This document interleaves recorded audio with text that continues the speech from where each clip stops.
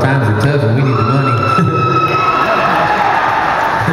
but the main reason is because, you know, the guys and the gals in the military don't get to choose what holidays they go overseas and fight for us in. They don't get to decide whether they can be gone during Christmas. And they don't get to, you know, if they got a baby, they might have a baby on the way, and they're over there in the middle of that mess when their child is born. Sometimes they don't get to see them for 10, 15, 18 months. And so we know, we understand that.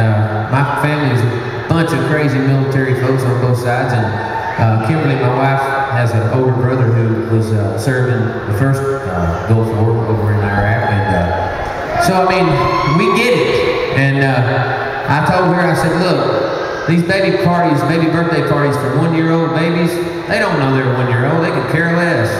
It's for mom and dad, so we'll put it off. We'll do it like week after next or something. So it's all good. We're here to party with you today. That's how I feel about it. So let's party. How about it? We're gonna start this party though like this. We're gonna slow it down. We don't do too many slow songs, but this was a song that was very popular at the time I took my first trip to the Middle East, and I knew it meant a lot to the troops over there, and I hope it means